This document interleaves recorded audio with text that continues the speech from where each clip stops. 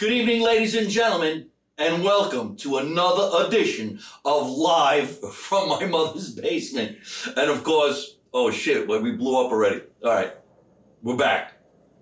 Of course, we're not in my mother's basement. We're in my place or my studio in Los Angeles, California. And I'm already laughing because I got a great guest on the show tonight. I don't know how I conned him. Who's showing up? I don't know how I conned him to come over to my place. This is Ian Ziering, ladies and gentlemen. Say hello to my man, Ian. Hey, everybody, what's happening? Mike and I go way back. Old school New Jersey, walking around New York City, auditioning since we're little kids. I started when I was 12. How old were you? 12 years You know what? We're going to take everybody on a trip. I knew this was going to happen. I try to write a format of how I'm going to do the show. And I usually say I'm going to ask these questions. I'm going to talk about this. I'm going to ask the opinions of this. I don't do politics on my show. So when I'm thinking, okay, Ian's coming over, I have to talk to you about what we were doing when we basically were children at a time where the world was completely different. Yeah, no responsibility certainly makes life a lot more enjoyable. So we're going to go back. I'm from Jersey City, New Jersey. That's where I was born. I grew up in Scotch Plains, New Jersey, and that's where I started taking the bus to go into New York City to go on commercial auditions with so many people like Ian and myself that went on to become, stars. That's arguable, but very nice. And people who just left the business, we don't know what happened to them. So you were coming from?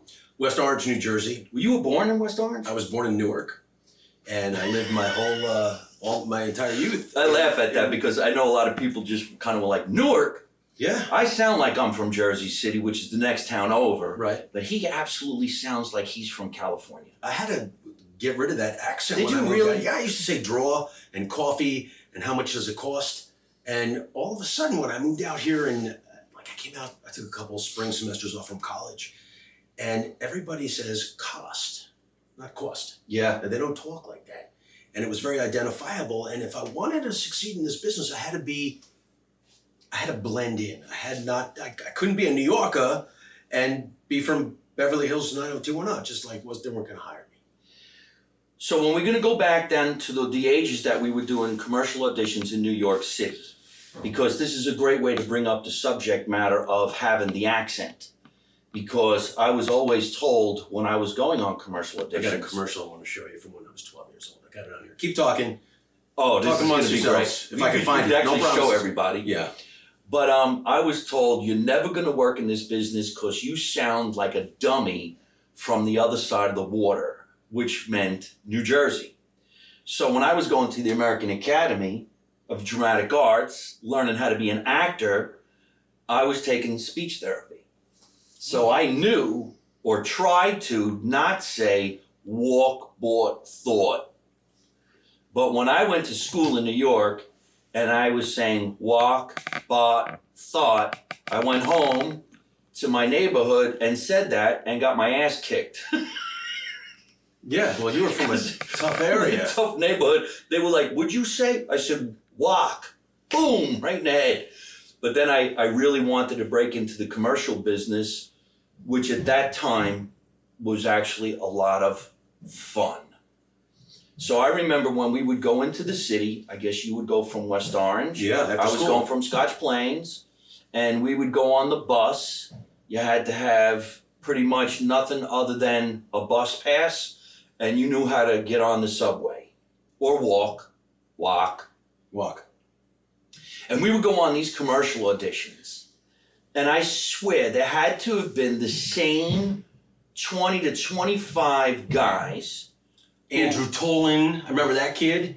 I remember that guy. There was kids that would book. Like you'd see Yes. him all the time. Yes. What's the guy who went on to, he was on Friends. I used to see him all the time too. Joey. Oh, Matt LeBlanc. Matt LeBlanc was All the always time. on these commercial auditions. Bunch of guys who ended up becoming soap stars. Yeah. And I remember we would see Demi Moore. I would see Demi Moore on commercial auditions all the time. And nobody really thought, oh, who's that? It was just a pretty girl. I I don't remember seeing Demi Moore. Yeah, there was another girl. She had really great red hair, and she went on to become somewhat famous. I forgot her name, but there was such an incredible group of these actors, and then there was also he was from Bridgewater, New Jersey. He was in the movie The Toy. He was in Christmas Story. He's animated.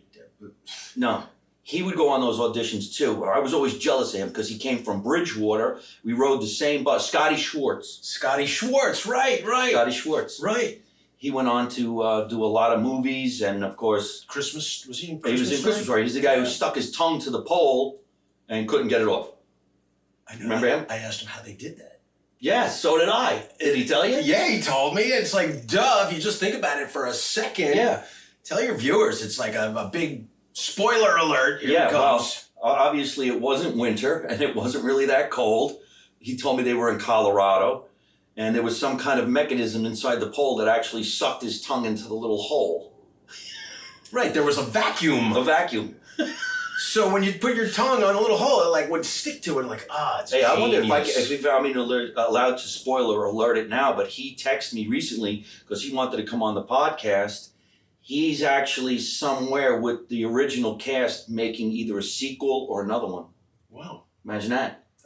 I look forward to seeing that. Wouldn't that be great? Oh, yeah, I love that. It's just like a slice of comfort food when you see movies like that. Not only is it a slice of comfort food, but when you realize this was a low-budget project that nobody saw this happening to. I forgot exactly the way he told me it became rejuvenated, and then he makes a lot of money off the merchandising. God bless him. The merchandising. The merch. What are they selling? Those leg lamps and BB guns? And... Yeah, but they also got a statue of him with his tongue stuck to the pole. Well, that was probably his. And he's a smart guy. So Yeah, he he is. probably created that just to get himself in the merch world, because I don't think that's something the production company would have put out there. Well, they do have the lamp, they do have that leg, and they have little tiny BB guns and everything that came from that movie. And all those cast members go to those places where they sit down, Comic-Con, and they sign autographs. But we used to go on these commercial auditions. Now, this is the way it worked, because it doesn't work this way anymore. I wish it did, because it was fun when you think about it. It was heartbreaking when you didn't book, but when you saw the other kids and they were in your age group, and then you saw the commercial like maybe 3 months later, and you're like, holy shit, he got that? Right. Why didn't I get it? And, I felt like it was fun. And then, of course, there was the jealousy when you saw the commercial and you're like, how did that guy get it? Why didn't I get it? And then sometimes you would see the role cast by a girl. And you're like, no wonder why I didn't get it. They cast a girl, or they cast someone in a different age range. When I was a little kid, I used to go in there. My mom would cut my hair in bangs, and I had long on the sides. It was straight. I was like 12, 13, 14, 15 years old. Looking like the kid on the Dutch Boy paint. Looked just like him. And I'd walk in there, and I was pretty lethal as a little kid. I had a pretty good average of knocking it out of the park. I'd walk in there, and for some reason, I just knew what they wanted.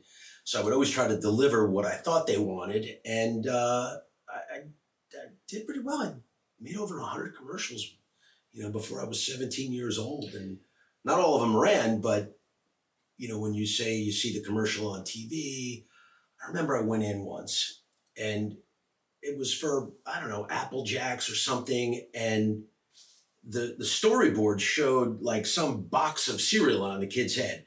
And that kind of bumped me a little bit. I was like, oh, no. I had done an underwear commercial years earlier, and I had got so much blowback from that. There was no way. I was 14 years old that I was going to be on TV. Like, I actually faked signing in and did an audition and left. And when I got downstairs, my mom used to drive me into the city, and she would circle the block until I would come down. And she said, oh, how'd it go? I'm like, oh, it went great. But I just couldn't do it. I just couldn't audition for part of the boy with a cereal box on his head. This is really great, because sometimes I would say to myself, am I the only one that went through this shit? No. That you showed up at these auditions. First of all, you could show up to auditions for specific commercials that you didn't have the audition for. and you crashed it. Yeah. And it was against SAG rules. Yeah. And what we did was we found out, one of your friends would tell you, hey, are you going up for this? You're right for it. You went up there and you go, yeah, I'm with his agency. And you signed it in, and then you go into the casting director. They used to be kind of mean back at that time. You know, who are you? Why are you here? Yeah, slate your name. Say it. Slate your name. Show me left and right. How tall are you? Yeah, are you righty or are you a lefty? Yeah, right. Right? This is hilarious, but I didn't start booking any commercials till I was around 14, 15 years old. I didn't come from a family of anybody saying, you need to go to New York, you need to become a commercial actor. Sounds like your mom was into it. Yeah, it's something I always wanted to do since I was a little boy. I had some trouble in my formative years in school. I had dyslexia. So when it was time to read in the reading group, I would be sounding out words and I would struggle, and I became the class clown because I got a lot of positive reinforcement from that. And that pushed me into performance art. So I kind of just gravitated towards that. Then I saw Lost in Space. I was a big fan of Lost in Space. Oh yeah, who isn't? And then it kind of dawned on me that Billy Mummy is an actor. I mean, I kind of knew, but like I wasn't putting two and two together. Like, wow, this could be a profession. I could do this. I wanted to do this. And ever since Lost in Space, in fourth grade, I told my mom, look, this is what I want to do. And she's like, well, if you're going to do this, then you have to be a triple threat. You need to know how to sing, you need to know how to dance, and you need to know how to act. So it means going to class after school. And it was a sacrifice because all my friends were playing soccer or football or whatever. And like, I was going to go to dancing class, was fine with me. But again, a lot of blowback from my buddies. Boys didn't really take jazz class in fourth grade. I did. The joke was on them because that's really where all the girls were. That is hilarious. And, I learned skills very early on in life that, helped me along my journey. It's funny that you say this because our lives parallel. Because I didn't start taking dance classes till I was 17, and I had to take them because I went to the academy. And at the academy, you had to take basic ballet. And I'll never forget when I started. It was jazz. What kind of ballet? To help you move? Are you graceful now? Would you consider yourself a graceful man? I still walk like a gorilla. That's only because your knuckles scrape on the floor. Yeah, you I got know. a nice gait. It's good. You had to take basic ballet at the academy. They did put a book on your head. Really? I'll never forget the guy who was teaching the class. No banana foots, Michael. And I couldn't do it on my head. I was bow-legged. And I remember the first time I put on that belt. Who was teaching you? Count Chocula? What is that accent? What is that? That's my attempt at, I don't know, a Russian accent. Woo! You need to do ballet. No, I don't. That's My like friends the are going Count to kill from me. Sesame Street's teaching ballet. What is that? 2. 1, 2, 1, 2. I think it's great that you're saying that your inspiration was Billy Mummy. Yeah. Because tell everybody out there, Billy Mummy was the actor on Lost in Space, but he also did a couple of other movies, and I think he made his first TV debut in The Twilight Zone. Yes! You remember he was in The Twilight Zone? Right, I didn't know that until later in life when I was old enough to stay up that late. Yeah. And then I'm seeing Will Robinson on The Twilight Zone, even younger than when he was in Lost in Space. And in The Twilight Zone, he played that character that scared the bejesus out of everybody, especially at that time. Right. And what were they saying? Put him in the cornfields. Put him in the cornfields. Yeah, you make people go away or make their mouth disappear. Make them go away. Yes. But see, I think it's great that you say that was your inspiration because I think I got my inspiration from the Bad News Bears. You remember? Great movie. What a great movie. Every kid had a crush on her. Right. Oh my God. From way back when she was in Paper Moon. Mm. And you're looking at these kids and you're saying, hey, I can do that. Yeah. I want to do that. I want to be one of those Bad News Bears. I wanted to be Kelly Leak. He was a badass. He was a troublemaker, but he was also the best athlete. He also went on to do some great movies, and then he went on to do some scary-ass movies. Mm-hmm. And then, A Fall from Grace, you don't see him anymore. But I think the first thing that any actor had to do, especially in the New York area, you trained, as best you can by Yeah. all the schools that were out there. Triple threat. I can't sing. Can you sing? I can sing. I can't sing, so I was a double threat. I never wanted to be funny. I wanted to be serious. I didn't become funny till I came to California. Well, you're not really taking into account looks. Right. I can say this because I know him forever. No, but I remember going on the commercial auditions and just being envious because I'd see somebody like Ian, and he was tall, and he had that. Stick up his ass. Yes. And he was already working. He had a real thick head of bright blonde hair. Oh, yeah. I did too, but it was not like, you had curly hair, I remember. Yeah. It's And, much shorter now. It's about 40,000 hairs shorter. Mine's skin shorter. But anyhow, bump. I remember we would go to this building in New York City. It was 250 West 57th Street. Liz Clayman? There was so many. Yes, she was in there. Liz Clayman? But there was so many casting directors in this building. Yeah. And an ad agency was like across the street. So you would see Leo Burnett and you would see Ted Bates, and they put out massive. Dino. Yes. Remember? Yes. Yeah. Because we would get that phone call from your agent saying, this one's going to go out national. This is Burger King. This one's for McDonald's. This one's for Lay's potato chips. Aquafresh. And you would run. And you would get there early. And you knew if you nailed one of these things, you could, in one day, make between $30,000 and $50,000 by the end of the year, depending on how the commercial ran out. I paid for my college with one commercial. It was Fruit of the Loom. Okay, so here we go. I was hoping you were going to bring up The Fruit of the Loom commercial. I'm looking for it. It's here Fruit of the Loom. somewhere. I don't want to be on my phone the whole time. It's okay. Find Fruit of the Loom. Okay, give me a... How old were you? 12. 12? Yeah. You remember the Fruit of the Loom guys? Oh, yeah, the apple, the fruit, the leaves, the grapes. Yeah. They had some run. I knew the one guy, short Italian guy. He was the Leaves. the grape Lettuce? leaves. Yeah. The grape were they leaves. grape leaves? Because there were Well, grapes. he had both. And maybe he was like a F. Murray he had a blue. Abraham was the grapes at some point in his career. Yeah, imagine that. Goes on to win an Oscar. What'd you do before you won the Oscar? Well, it was a grape. Oh, that is unbelievable. That's Look 12. at your wall. Yeah, that's Those like on my wacky door. patches. Those are wacky packs. I don't know how to show. How? We got to show that to the camera How somehow. do you do it? Stick it in there. Is this it? Real close. Look at Little Lion. Is that right? Those are wacky packages right behind it. The angle. Or is it here? Yup. Yeah.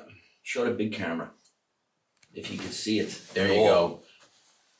I got. Wacky packages Oh my God. had to have been one of the most popular things that you can get, and a stick of gum, Yeah. aside of baseball cards. They were bigger than baseball cards. Well, And the yeah. wacky so. packages commercials were just fantastic. Were you in one of those? Never did a wacky pack commercial. Oh my No, I gosh. never did wacky packages.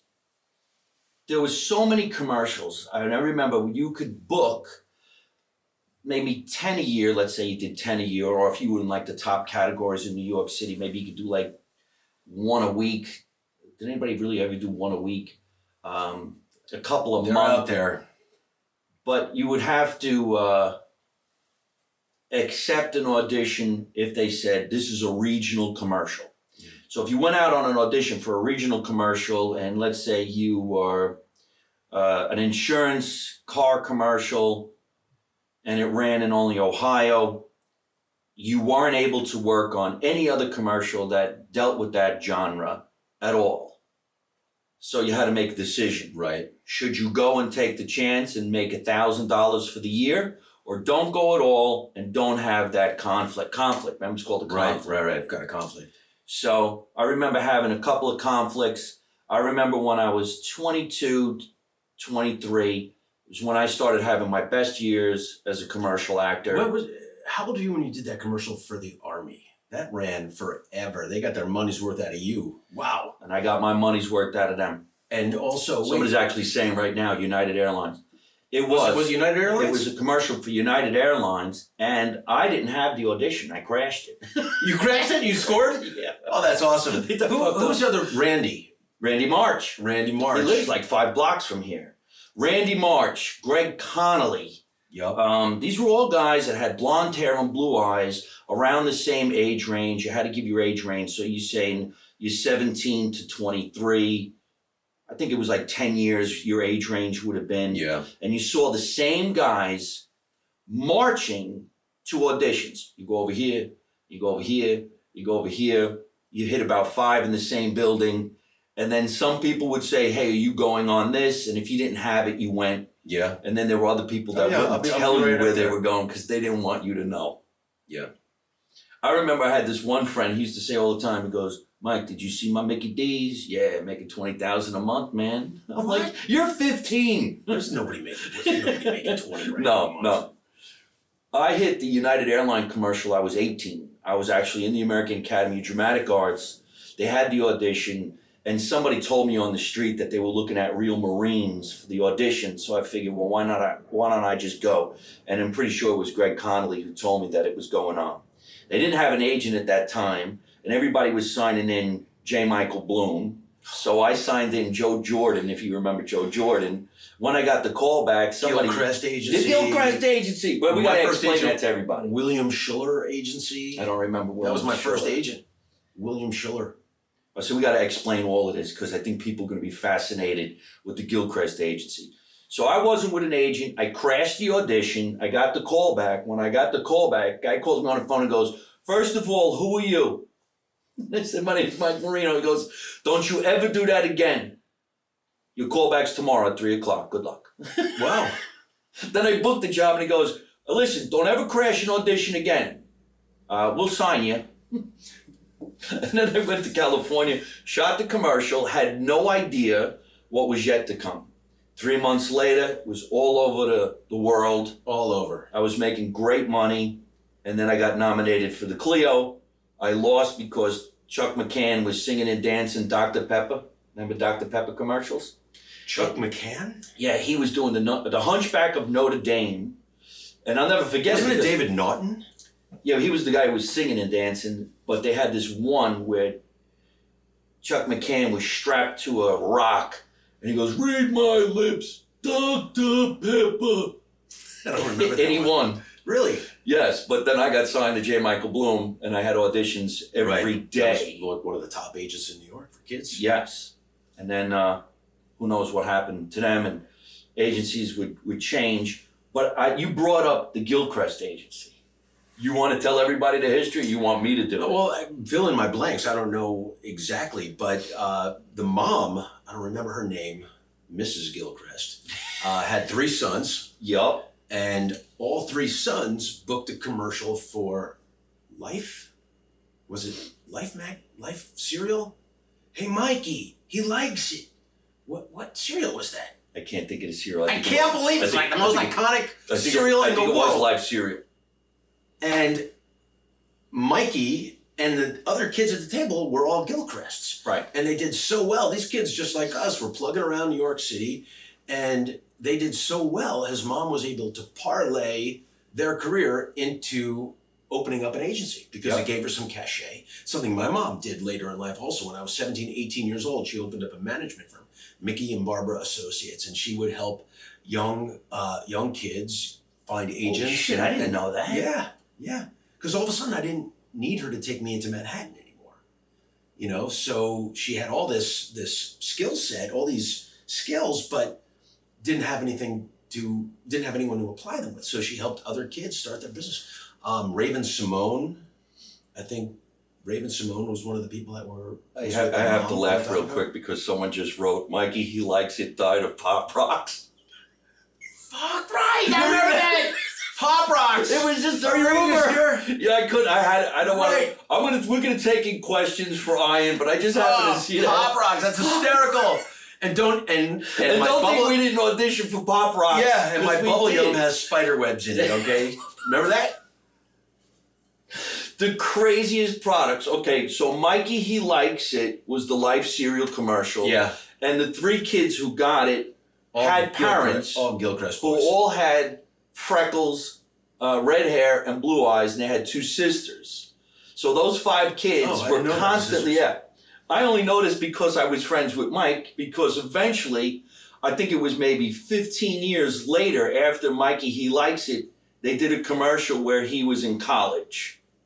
Mikey He Likes It now, and I was his college roommate. He still likes it? I don't know. What was the tagline from Dude, that? you're talking about like maybe it had to be 70s. Oh, late that was 70s? 70s for sure. I started in 70s. 76. So. He was a kid. Yep. Did you do voiceovers too? Yes, but obviously my voice didn't get me much work as a voiceover artist, but I did have auditions as a voiceover guy. Most of my voiceovers were lifts from commercials, so they already had it. They just had to pay you because they took your voice and did something with it. I did all the cartoons, all the animated commercials for Frosted Lucky Charms. You're kidding. All of them. Who are you? Hey, there's Lucky. Let's grab him and beat his ass and take his Lucky Charms. That is hilarious. And I remember singing Frosted Lucky Charms are They're magically delicious. You said that? Oh my gosh. For like 3 or 4 years. And then once, I remember the producer, his name was Gene, nicest guy in the world. I had to sing, okay, we would do it, and I'd be in my mic, Frosted Lucky Charms, they're magically delicious. Okay, let's take that again, Ian. Frosted Lucky Charm, Lucky Charm. And then through the glass, I saw Gene say, Really? that was the end of my career. They got J.D. Roth. You know J.D.? No. J.D. Roth went on to blow up Nickelodeon. He did so many shows with Nickelodeon. Another great kid. I remember seeing him at auditions as well. But J.D. was a couple years younger than me. His nuts hadn't dropped yet. He could still hit the high notes. And I got zorched out. That was the end of my Frosted Lucky Charms. Holy shit. Yeah, I did all those. It was radio, it was TV commercials, and wherever else you would see those commercials. The little boy was me. And I remember once I had to use the mic from the guy who was the leprechaun, and it smelled like alcohol. Oh, really? Yeah. He was Always bombed. Go figure. One of the greatest times of our lives was just running around New York City with, let's say, the commercial rat pack of actors just going after television commercials.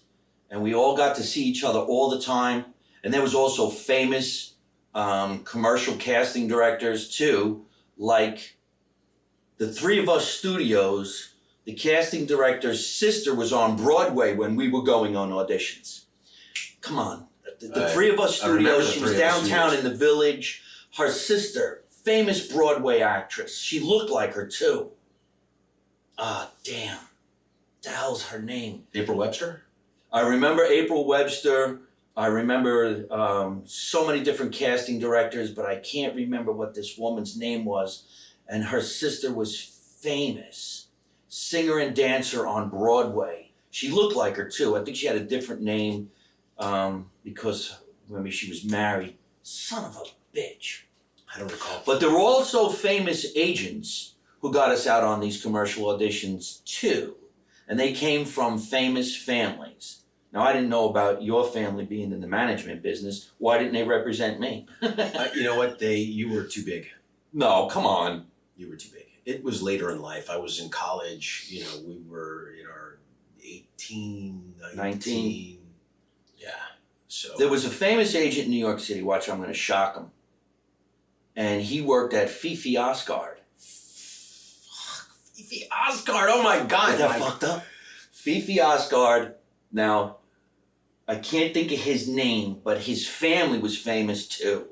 And he represented you. And I remember I always wanted him to represent me. Steve Carson. Steve Carson. Steve Carson. He was married to Somebody famous as kids. Yeah, that was Really famous Richard woman. Burton and Elizabeth Taylor's daughter. Bingo. Yeah. Yes. Steve Carson was representing me when I booked 90210. Bingo. So here comes the story. See, I know my history. Yeah. Because I was a jealous motherfucker. 'Cause I was. He never wanted to represent me. I couldn't figure it out. And I would get auditions from Fifi Oscar, but not him. Huh. And it's just weird how this business is, because they'll handle certain people and other people, whatever. But I remember you were with him, and I remember you were coming down to my shore house. We're going to talk about that in a minute. And then I remember I was either talking to you. Were you working in a fish store? Were you had a part-time job? That was working in an aquarium. It was a fish store that would sell fresh and saltwater fish. Okay, not fish that you eat, fish that you buy and put in your house. For the hobby industry. Okay, like goldfish. Where was that? Goldfish to feed more exotic fish, but yeah, I guess they sold goldfish too. But it was in Bloomfield, New Jersey, on Bloomfield Avenue, right on the border of Verona and Bloomfield. And I had done that because my father was so instrumental in my life before he passed away. Even today, I consult with him in my mind, what would Dad do? And he said, Ian, always have a plan B. And, find something you love, you'll never work a day in your life. Right.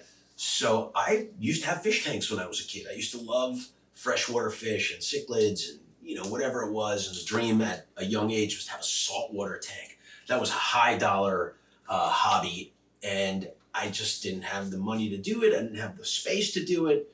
So I worked in a fish store thinking like, wow, okay, so if this acting doesn't work out, maybe I'll learn importing and exporting, more importing of marine fish from all over the world. I had this grandiose idea that I'd have, this is my word, it's trademarked, catcheries all over exotic locations where I would farm or catch local fish and import them to the United States. I was thinking work hard for the lifestyle that I wanted rather than hard for a living. I wanted to do something, and that was my plan B. I worked for Ocean Gallery on Bloomfield Avenue for about 2 years. I used to come home with fish tank stank. And I'm like, okay, I'm learning the profession. You got to understand what the industry is all about. And that's where I started. I still may go back to it. You never know. Does it still exist, that place? I don't think so. I don't know. But you were working at that place. Yeah. Is that when you got the call? There's a project out there now called 90210 Beverly Hills. So this was all during college too. So I was in college studying at William Patterson University. College then, now it's university. I worked it in my schedule where I could work at the fish store. That was like for freshman and sophomore year. And then I did that for 2 years, and then what did I do? Oh, then I booked a soap opera. My second 2 years of college, I worked on The Guiding Light for a couple of years. So there was no time for the fish store, concentrated on that. And that was 82 to 86. I think I graduated 87 because I took 2 spring semesters off. What years were you on Guiding Light? Guiding Light was like 85 through like the beginning of 87. Played Cameron Stewart. It was great work. Oh my God, I loved it. I was never late a day in my life. I've never been late to any job in my entire life because I love what I do. But that in itself was so challenging. The soap opera would have 60 pages a day. Not a week. 90210, we'd have like 60 pages and we'd have 7 days to shoot them. On that soap, we'd have 60 pages a day. I was this young character and I'd have like 8 pages or 12, 14 pages a day. And it's brutal because they don't use cue cards. And I remember one day where I screwed up my line so bad. I think I said something like, oh yeah, you got to feed the carpet rugs and toasters or something that made no sense. And I just stopped talking and I looked at the camera thinking that I'd hear it cut, but they didn't cut it. So I just continued with the scene, even though it was a massive screw up. And at the end of the scene, I said, hey, could we go again? No, it's okay. Over the loudspeaker. It's okay. We can use that. And I learned very early on, don't screw up because they're going to keep it. You're just going to look like a fool. They don't have time for quality content. They burn through so many pages that there's really not enough time. They just will edit around it. So from that one screw up on, I made sure I knew all my lines every time that I was in front of the camera. Still to this day. So you had an audition for a recurring character on Guiding Light? Is that how it happened? Yeah, And they gave you a contract for? yeah, a couple years. Because I think at the time where you were working on Guiding Light, I was working on As the World Turns. Yeah. Were you? But I never Luke got Perry a was on As the contract. World Turns, right? I don't know. Or Loving. I think it was on Loving. I got on a couple of soap operas because back in the day you had the under fives, Mm-hmm. then you had the over fives, then you had a 9 or whatever it was. Yeah. Then you might Day be player. a day player, recurring character if you were lucky.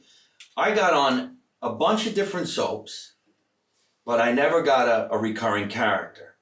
Then something happened where I went on As the World Turns, where they had this storyline that was a race car driver, a mechanic, and a hot looking girl, challenging the 2 leads that were on those vignettes. So I went on twice, and I figured, okay, that's it. Then I get a phone call, and the guy goes, they're bringing you back your character, but we don't know for how long. And I says, great. So I went down there, and the other 2 characters got replaced by a different girl and a different actor. Now I'm in scenes with Marissa Tomei. And she was 19. What could I have been? Maybe 24, right? Now, of course, she was just a kid then. Another She Oscar wasn't a winner. star. Yeah. She's just one of the cast of the show. So we went on, and it kept on going and going. And most of the time we were just in fight scenes, and I was the mechanic. I was always getting my ass kicked. I had some cool scenes with the stars of the show. What was she? And I know Meg Ryan was in another. She was a cop on the show, but I never really met her because you're in different vignettes. Yeah, different days. Different day. I never really seen them. Everybody used to ask me, "Did you see them?" I'm like, "No, I don't even know who they are." But all of a sudden I get a phone call. This is like 8 months into the show. Yeah. And I was working pretty much every other week, let's say. And it was fun. I didn't have a lot of lines, so I was never really in a panic. I knew I was going to get my ass kicked because we had this guy who was teaching us how to fight. It was mostly fight scenes with the 2 stars of the show and the 2 female stars. Physical fight scenes. Yes. Oh wow. So some One dude tumbling. punched me right in the face too, and he goes, "God, I'm sorry." I'm like, "Why you yell God? I'm bleeding for nothing." But anyhow, I got a phone call to do a commercial in Italy for 2 weeks, and it was with Greg Connolly. Wow. And then I got a phone call, "Do you want to come and do an episode of As the World Turns?" And I'm like, no, I'm going to Italy. Yeah, I'll take that. Because I don't know what you got paid, but we were getting AFTRA wages at that time. Yeah, because it was videotape. It was AFTRA, and you might make, I don't know, $300 a day. Does that sound right? I have no idea. $350. But to go to Italy for 2 weeks to do a commercial for Join the Navy, See the World, I'm like, I'm out of here. can you throw me in jail? I'll be back. So I never got to go back, but I remember going to parties at Marissa Tomei's house, apartment down in the Village with another guy that you probably remember from when we used to go on commercial auditions. He was always there too. I forgot his name. Richard Paul. Ricky Paul. Richard Paul. No, Ricky Paul was actually on As the World Turns too. It was 2 guys. Richard Paul and Ricky Paul. Ricky Paul was a little shorter, really good looking. Mm-hmm. Remember that? I don't remember Richie Paul. Richard Paul. These are guys that were coming out of like these incredible acting schools, and they were doing some pretty incredible stuff. Do you remember Fire in the Sky? It was about these kids who got lifted up into space, and they went on. They're supposed to be based on a true story. Shit, I can't remember these guys' names. What was this project? Was it a play or? No, it was a TV movie. show? It was a movie, and it had these guys Fire that in the became Sky? stars. Yeah, I can't think of their names, but I remember them doing commercials too before that happened. All these names are gonna pop into my head as soon as we're done taping. No But idea. they went on to become stars. Emilio Estevez, was it that, you know? Estevez. No, I don't know. Emilio Estevez. Oh well, but it'll come to me. Okay, so he's on the soap opera. Soap opera ends. You get the phone call for the big 902. No, I had 18 months of unemployment. Oh really? I didn't even book a commercial. And that was my bread and butter in between gigs. I'd be booking commercials. After I had taken a spring semester off from college in 1985. And I went out to California thinking like, maybe I can get something theatrical rather than commercials. And went out there, and in like 4 months I did 20 commercials, which was great, but it wasn't really the goal. Went back, finished off with my winter semester, summer break. Or no, spring. What did I take off? I took off spring. So fall, I'd go back. And then I took another semester off. That would be my junior year. And I went out there 3 times. Yeah. And I had a soap opera under my belt. So now I'm thinking, well, I got some street cred. And I signed, I don't even remember the agency, but they never even sent me out. And I got so fed up with Los Angeles because it just was, the town's pretty superficial. I mean, I'm not really speaking out of turn. Tough town. You know, when I was 21 years old, you know, if you want to meet somebody, you tell them you're an actor, and like the girls especially, they're like, great. You know, but if you tell them you're a casting associate, and I started to call bullshit on myself because I didn't want to lie, but like just to even have a conversation, you know. And I said, I'm not going back to California. This is ridiculous. I remember waiting to get into the gate on La Cienega. Remember that nightclub bar? Yeah. And the line is like Yeah. half a block long, and somebody from a soap opera shows up with a bevy of women on his arm, and they walk right to the front of the line. I'm like, man, how obnoxious. They're going to shut him down and make him go to the back of the line. They let him right in. I was like, forget it. I was out. So I went back and I told my agencies, like, I'm done with California. If it's going to happen, I'd rather it happen out of New York City, where at least there's a diversity. You know, not everyone is involved in the entertainment industry. There were people in finance, people in art, people in, you know, clothing. There was just everything. New York's a melting pot. But here in Los Angeles, it's pretty much a singular focus on the entertainment industry. And I just didn't like the people I was meeting. So I get an audition. And mind you, it would have been 18 months since I had a job. And Steve calls me up and says, I got an audition, but I got to warn you, film's in Los Angeles. I'm like, well, I'll worry about that when I get the job. What is it? He tells me about this class of Beverly Hills, and you need to go and pick up the script, because we didn't have, you know. Yeah. I had to The go internet? in. Right, nothing like that. Not even a cell. We didn't even have a fax machine. No fax machine. This is like 1989. Go there and get the script. Yep. And so I remember I walked into Lexington Avenue, and second floor, I don't even know who the casting place was, but it was just to pick up the script because the audition was the next day. They were going to put me on tape. And I walk upstairs, and there's like a sign-in sheet, and it's a blank legal pad. And legal pads have 50 lines on them. So there was going to be 50 people auditioning for Steve Sanders. And I'm looking at 50 scripts, and there's a sign that says, sign in and take a script. And I'm just overwhelmed by this whole thing. There's nobody here. I say, hello. And then from another room, somebody says, yeah, just sign in and take a script. Like with attitude. I grabbed my pen. I looked at the script, I looked at the 50 opportunities, and I signed in Ben Dover, and I grabbed all the scripts. I grabbed all the scripts, running down Lexington Avenue like this. Oh shit. I'm thinking someone's gonna, hey. Ran home, had all the scripts in my hand, worked on the scenes that I was to audition for the next day with a scene buddy from college, and I had it in me, I owned it, I made some strong choices, and I go in the next day, and Tim Hunter, who was a very well-known director at the time, was seeing people, putting them on tape, and everyone's walking in, do you have any sides? There were no scripts yesterday. And I'm like, yeah, I need a script too. Meanwhile, I don't condone the behavior, but I was desperate. I not only wanted the job, but I needed the job. So desperate times need desperate times create desperate actions. And I did that. And, I think if you look back and at the series, I think they hired the right guy, because Steve Sanders would have done that. Yes, he would have. In a second. So did you have to go a callback or? No, I got a screen test from that one audition. I got a call the next day from Steve. You hate Steve. Steve Carson. Steve Carson. I never hated him. I just was jealous. Disappointed. Yeah. Anyway, Steve calls and says, hey, you got a screen test. They're flying you out. Pack your bags, because if you get the job, they're shooting 3 days later. And I was like, oh, okay. So I fly out there, and they put me on in the Hyatt on Sunset. and it's right across from the House of Blues.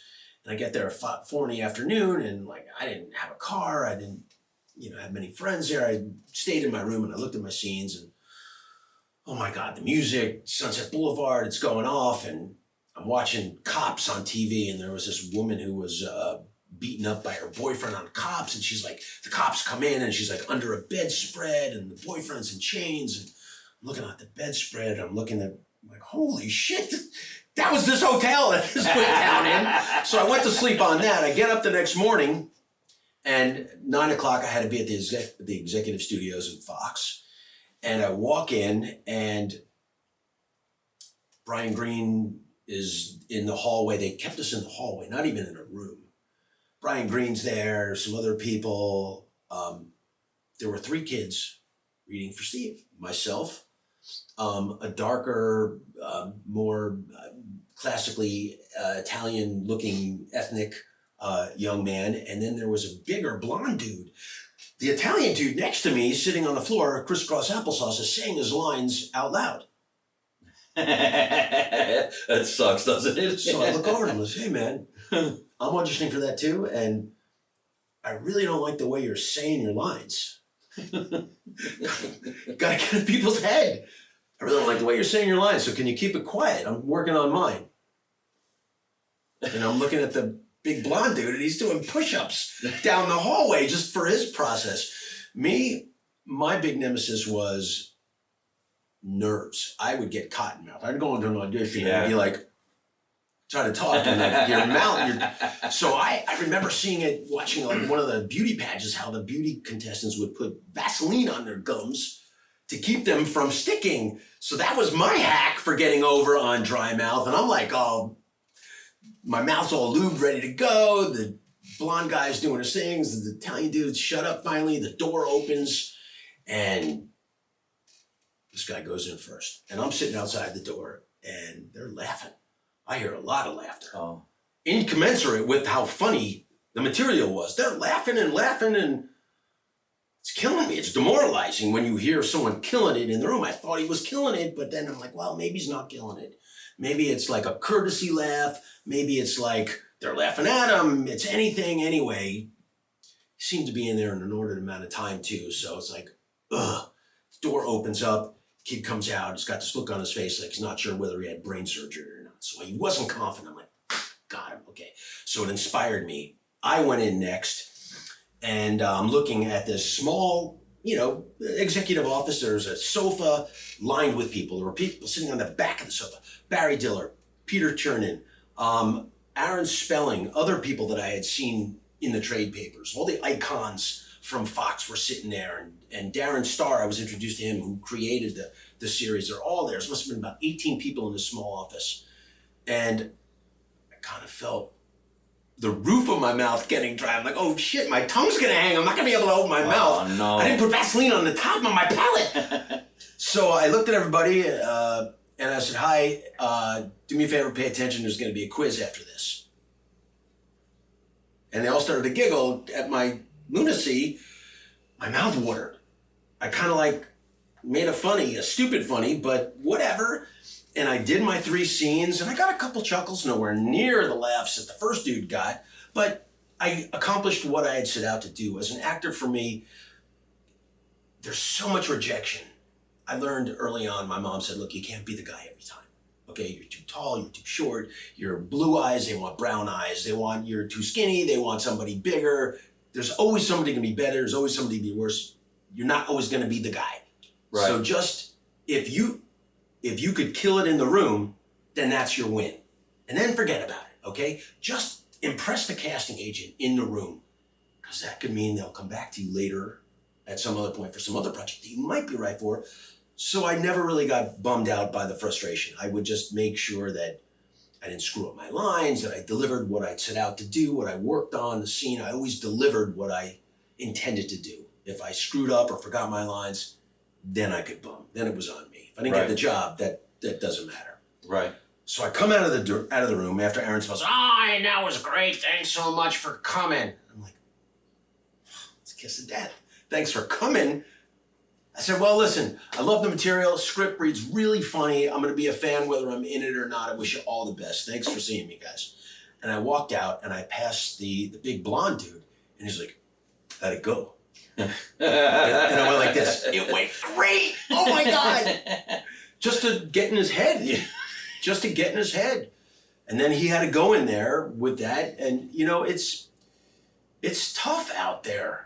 To be an actor, you got to set yourself apart. You got to do things that create some individuality so they're going to remember you. Not only do you have to give a good performance, not only do you have to wow them with their material, but you got to stand out.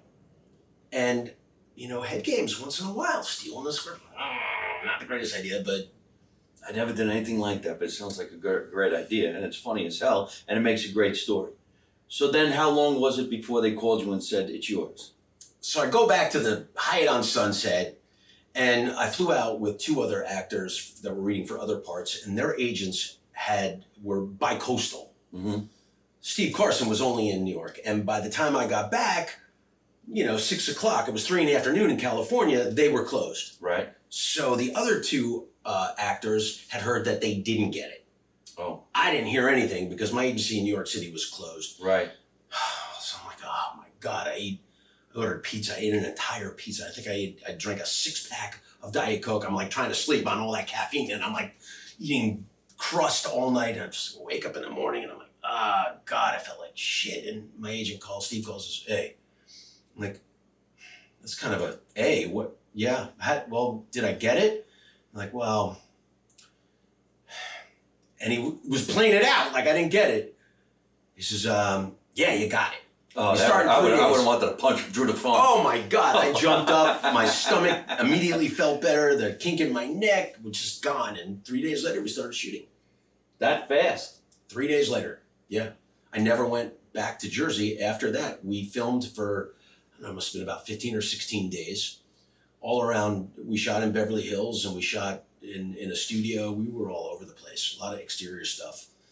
And that gig lasted 10 years. Another show I never missed a day. There was a death in the family I missed, but I'd go if I had a cold or sick, whatever.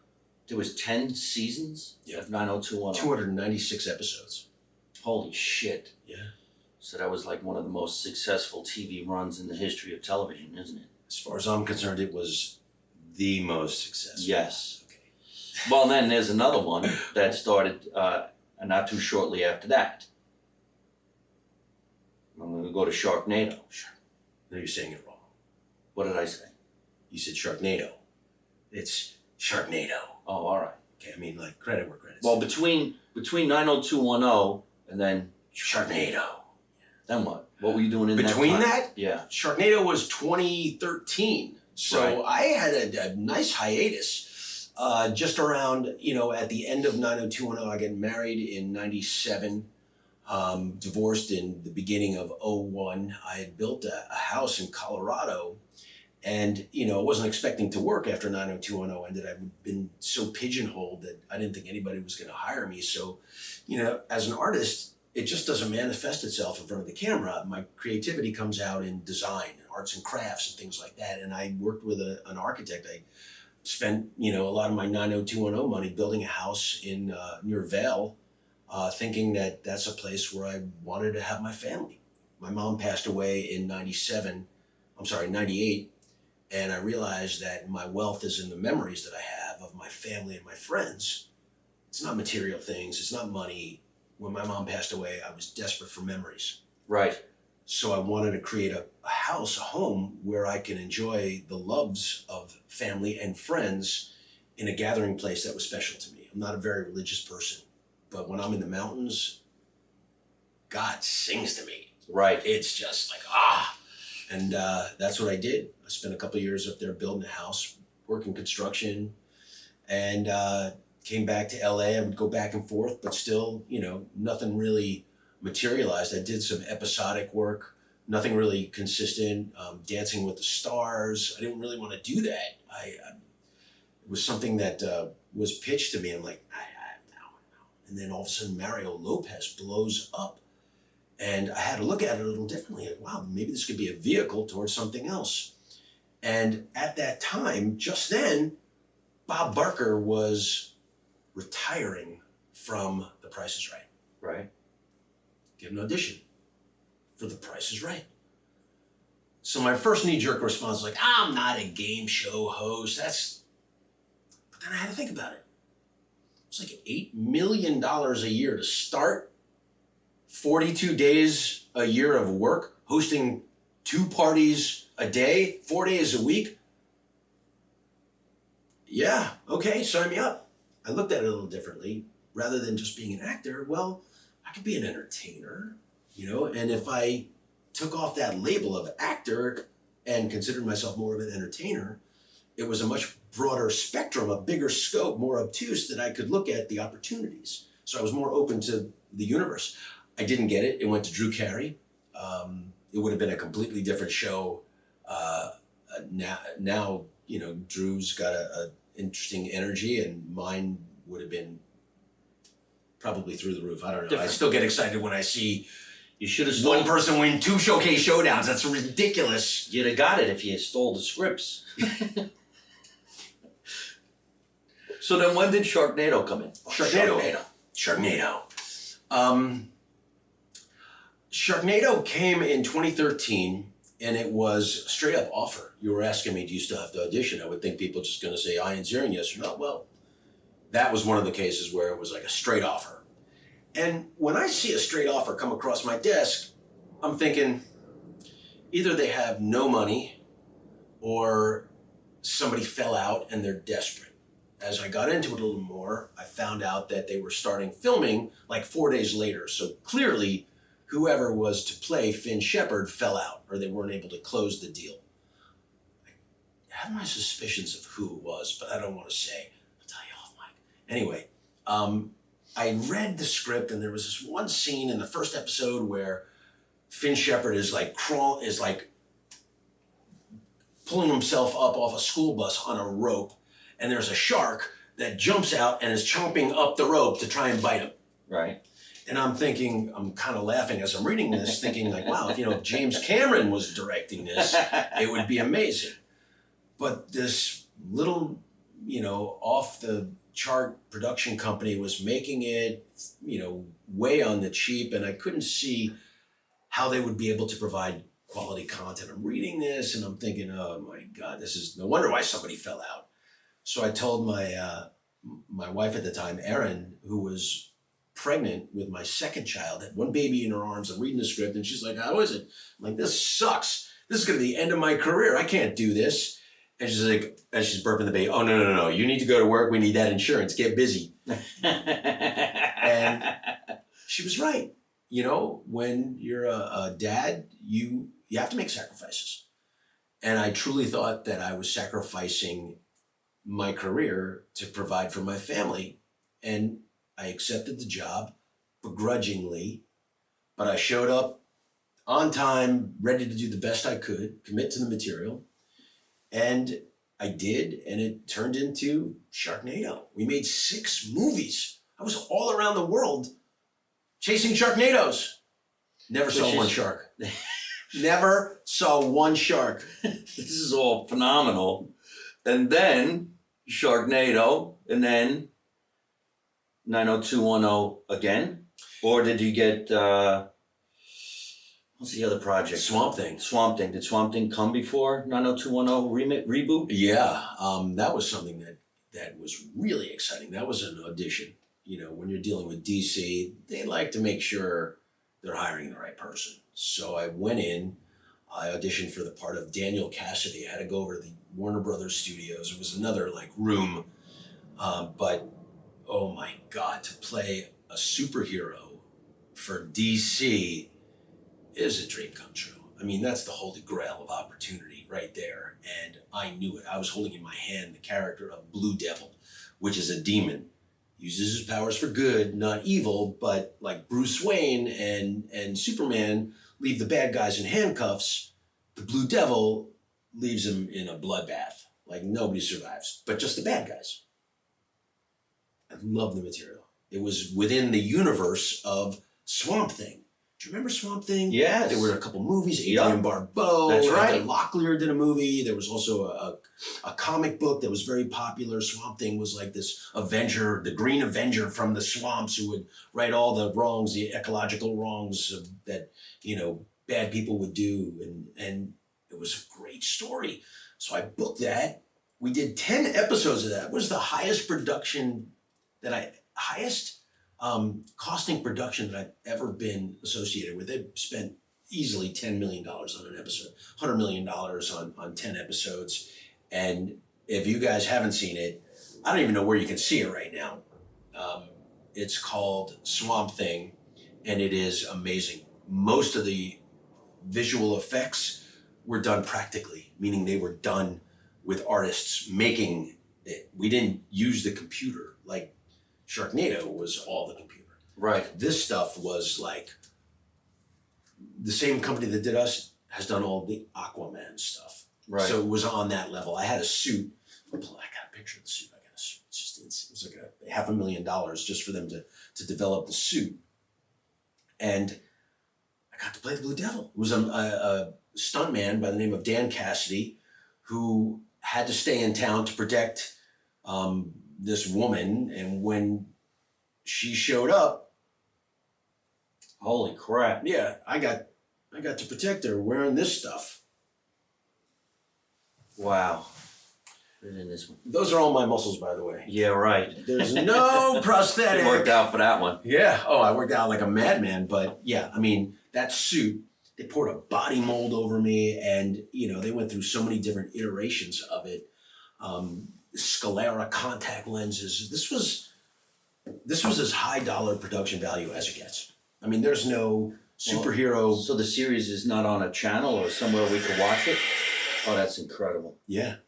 It was on the DC Universe. Right. It was a streaming service that Warner Brothers had launched. They poured a lot of money into this particular series, hoping that it would garner a lot of eyeballs to bring people to subscribe to the service. But unfortunately, the market was so fragmented, Hulu and Peacock and whatever. I mean, you can watch on anything. There's 100 different platforms, Netflix, whatever. It just didn't garner the eyeballs. The show was so expensive. Then there was a regime change over at Warner Brothers, and they pulled it. We did 10 episodes and that was it. And now you can't even see it anywhere. It's available somewhere if you guys check it out. It's unbelievable filming. You're going to have to check out all of that stuff. So as we come to a close on the show. Say it isn't so. Where do we see you now? What are you doing now? What am I doing? It's interesting. As an actor, producer, I've got a couple projects that I'm trying to shepherd into existence. One's called Thunder Buns.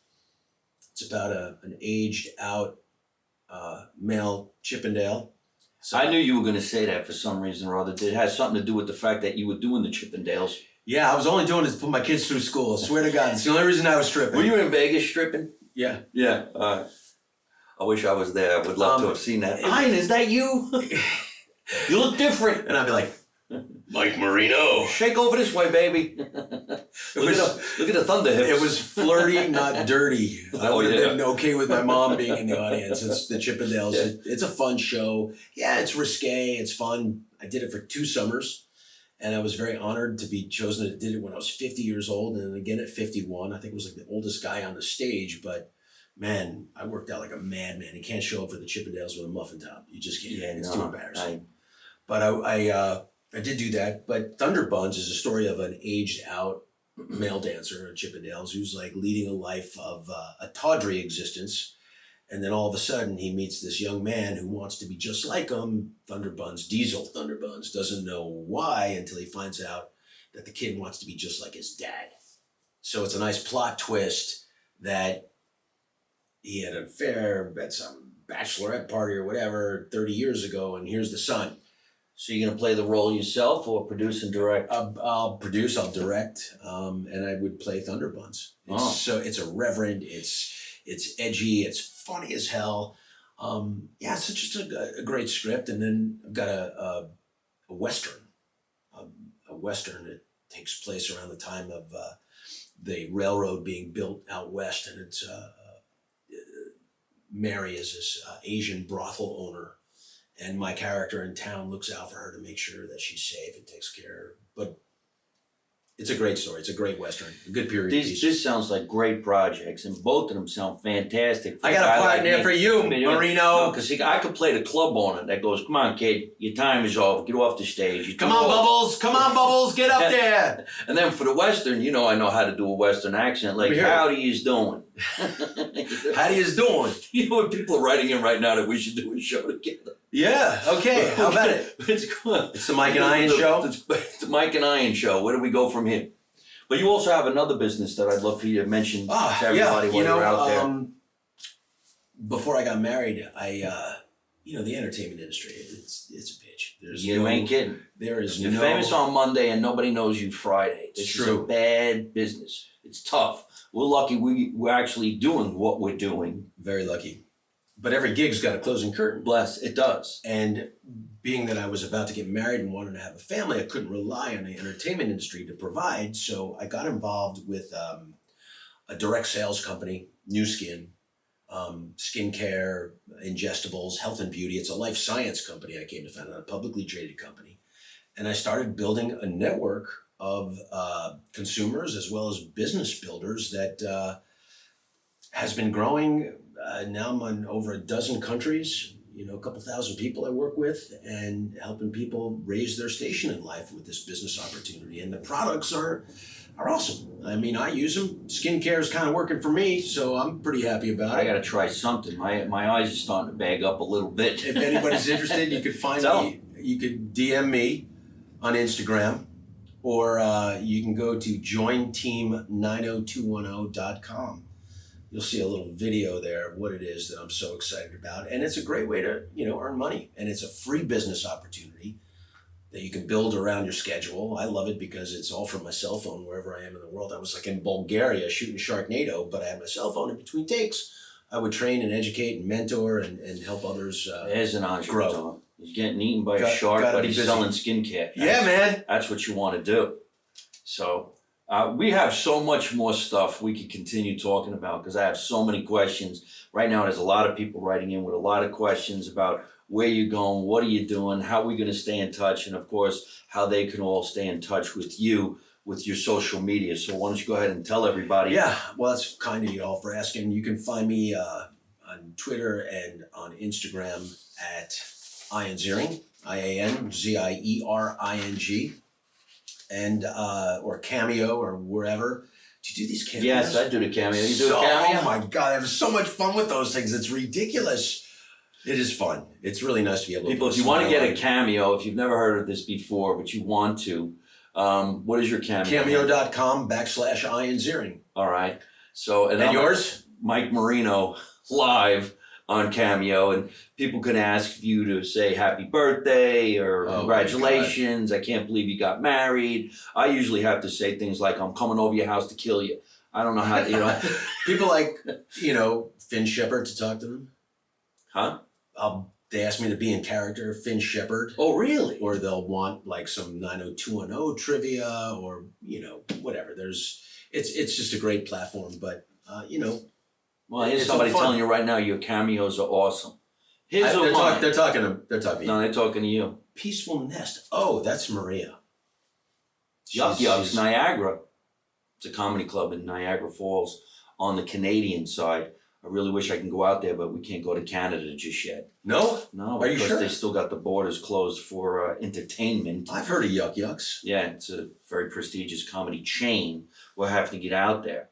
Well, listen, we got to get going, folks. I want to thank everybody for watching tonight's show. Mike, this has been thank unbelievable. You. How much been great. So nice to hang out. Having here. We're going to have to do part 2, the continuation. And so many people are writing in that we have to do a project together. And I do have some projects I'm going to talk to Ian about. And we're going to see if we can't get his voiceover back in gear now that his balls are dropped. Because I have an idea of a really great show that I'm working on.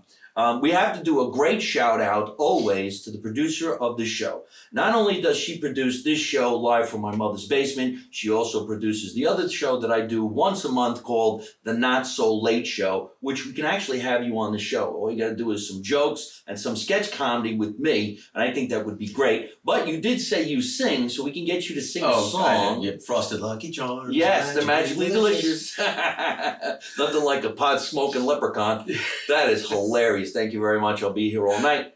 Her name is Tatiana Blueshell. She's the producer of this show. So if you think you would make a great guest on this show, why don't you write to us? All you got to do is write to Be Social Media Management. No, that's not it. You want to write to Mike Marino Entertainment at gmail.com. Tell us why you think you'd make a great guest on this show, and we'll reach back out to you if we think it's a good idea as well. All the fan mail goes to MikeMarinoFans@gmail.com, and all my social media is at Mike Marino Live. We got to get going. Remember, make America Italian again. You don't know nothing, you don't see nothing, you don't say nothing. And how do I end every single one of my broadcasts? By always saying the same thing. Ready? Don't take. Oh, am I supposed to say it with me? Okay. Don't take no shit from nobody. Good night.